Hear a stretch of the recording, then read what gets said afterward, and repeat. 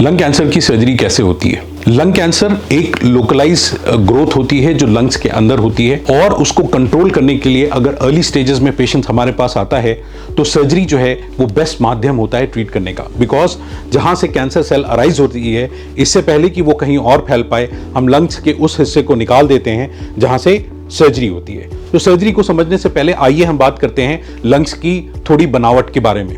तो ऊपर वाले ने हमें दो लंग्स दिए हैं, राइट साइड और लेफ्ट साइड।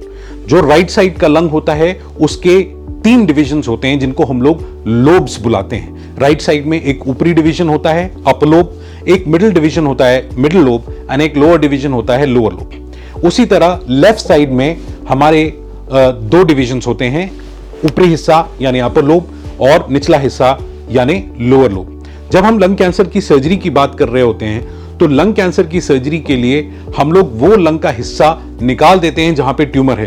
तो सपोज कीजिए कि ट्यूमर जो है राइट अपर लोब में अराइज कर रहा है, तो इन केसेस में हम जो सर्जरी के माध्यम से राइट अपर लोब को निकाल देते हैं और उसके अराउंड जो लिम्फ नोड्स होते हैं यानी ग्रंथियां होती हैं छाती के अंदर, उनको भी हम लोग सिस्टमैटिकली डिसेक्ट करके निकाल देते हैं। तो ये होती है लंग कैंसर की स्टैंडर्ड सर्जरी। और लंग कैंसर की स्टैंडर्ड सर्जरी जो होती है उसको हम लोग lobectomy with systematic mediastinal lymph node dissection कहते हैं। इसके करने के कई तरीके होते हैं। जो कन्वेंशनल तरीका होता है लंग कैंसर सर्जरी का, उसमें एक बड़ा सा कट लगाया जाता है छाती में, और उस कट के बाद छाती को स्प्रेड करके अपने अंदर हाथ से वो सर्जरी की जाती है, जो कि एक कन्वेंशनल तरीका है, कई सालों से फॉलो किया जा रहा है।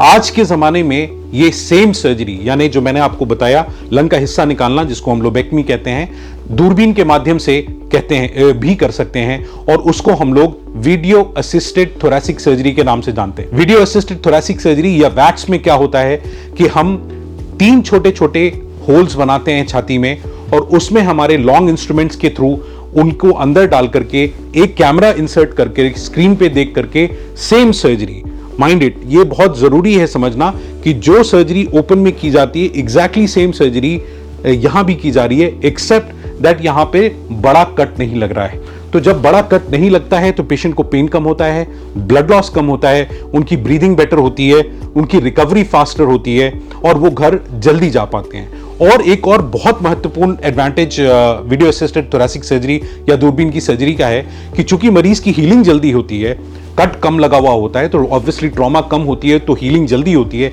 ऐसे पेशेंट्स को अगर सर्जरी के बाद किसी तरह की कीमोथेरेपी की रिक्वायरमेंट है तो वो भी जल्द से जल्द दी जा सकती है।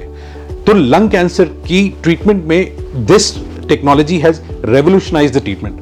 अर्लियर क्या होता था कि जो पेशेंट्स बॉर्डरलाइन पेशेंट्स होते थे, यानी वो पेशेंट्स जिनकी सर्जिकल फिटनेस नहीं होती थी, या वो लोग जो सर्जरी झेलने लायक नहीं होते थे, आजकल वो बहुत से ऐसे लोग सर्जरी करा पाते हैं बिकॉज उनमें ट्रॉमा कम होता है, and therefore they are able to tolerate the surgery. और उसी का एक एडवांसमेंट होता है रोबोटिक लंग सर्जरी, जहां पर 3 या 4 छोटे छोटे कट से एक हाईली स्पेशलाइज्ड सर्जिकल रोबोट के माध्यम से प्रिसाइज लंग कैंसर सर्जरी की जा सकती है और लंग कैंसर को ट्रीट किया जा सकता है।